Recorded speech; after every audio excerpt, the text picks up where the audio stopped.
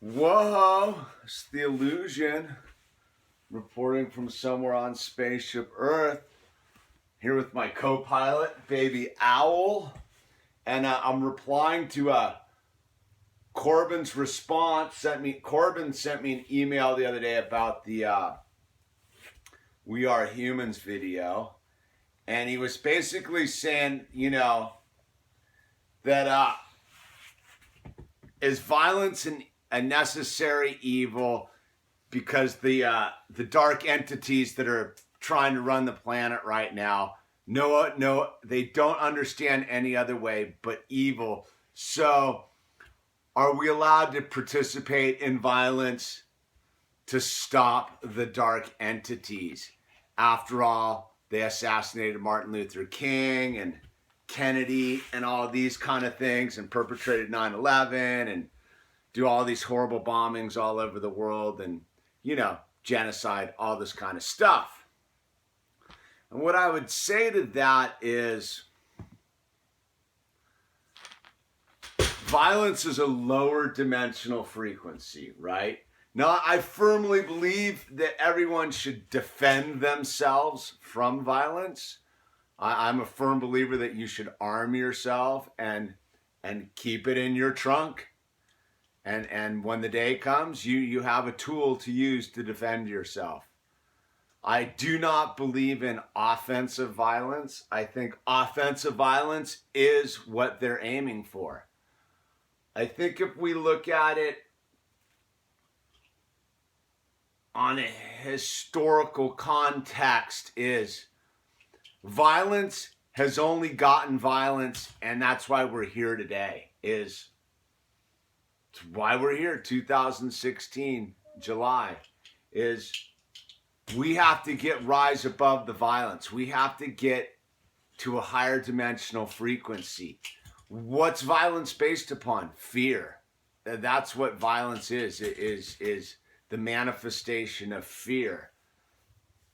So when I look at it, I see that we can't beat them in the violence game. Like, look, if I thought we could all rise up with our machetes and our pistols and our pitchforks and we could go march down there and round them all up and that would be the end of the situation and violence would no longer plague our existence, I would go for it. But that's not the reality of it. We all contain the violence within ourselves, right? And what the system, the dark forces, the governments, the elite, the New World Order, what they want us to do is activate that lower dimensional violence within ourselves and burn it all down, right? Kill our neighbors for ridiculous reasons.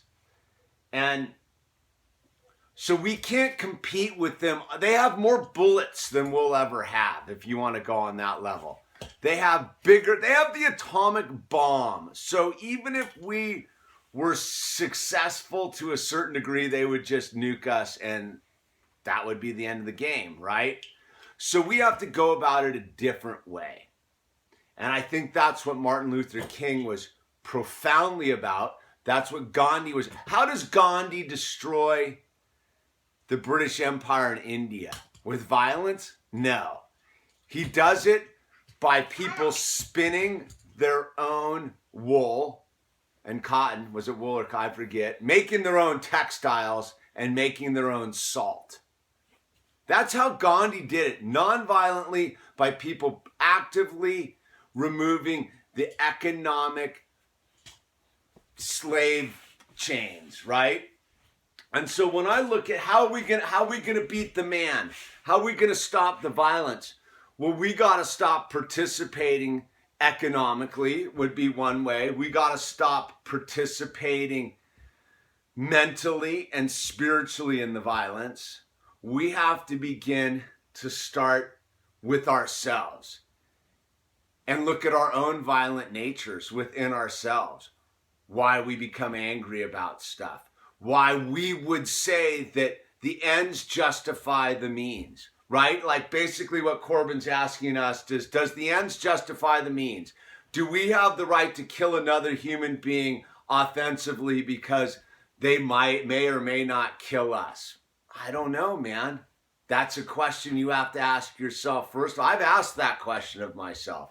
I know that once the killing starts, this killing won't end, because where does that end and begin? Where's the gray line? We've had all sorts of people throughout history say that killing other human beings in mass quantities justifies some sort of preconceived notion to help themselves. And I go, that's been proven moot. The ones who've actually affected change have been nonviolent activists who are willing to put their lives on the chopping block, right? Martin Luther King fully knew he was going to get assassinated.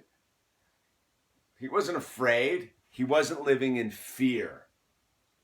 So I think that the way that we destroy the dark entities is to stop participating in the dark energy field, the lower dimensional energy field. I keep saying it. The revolution against the violent perpetrators on this planet starts in your living room, man. It starts at your dinner table. It starts in your wallet, man. And I'll say it once again, is as long as we have televisions. See, I don't have a television in my house, man. I will not let one in my house. As long as we have the propaganda machine radiating the signal into our living rooms, our bedrooms, we're forever caught in the circle of violence, man. As long as we're eating their processed food, we are caught in their circle of violence. Until we stop driving with their blood money powered vehicles, we're caught in the circle of violence. And that's what it comes down to is,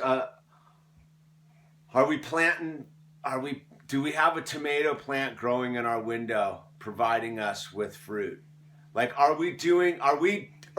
look, guerrilla gardening, man. You want to talk about, start planting food all over the urban landscape. Start planting seeds everywhere and putting food everywhere. No one should be landscaping with anything that isn't edible, as far as I'm concerned. You know, we should all be growing our own food. And anyone can do it anywhere. To say that you can't is nonsense, dude. There's all sorts. You can go get a hydroponic setup and grow food in your closet. Maybe stop growing weed in your closet and start growing some food in your closet if you really want to participate in the revolution, man. Because look, man, if we think that we're going to beat them with bullets, we're sadly mistaken. They've got us there. That's a fear-based thing. We have to transcend that lower dimensional reality and realize that we are the power of the universe. That through our actions, we dictate a new reality. You know, I've slowly increased my power by growing my own vegetables in my garden, by taking vitamins, by removing processed sugar from my life, by removing the television, by not letting magazines into my house, by doing my very best to not participate in the multinational corporate war machine, dude. Yeah, do I still have to buy their products sometimes? Absolutely, man. No one's perfect. But am I going to go out in the street and start shooting random human beings because I think they are the problem?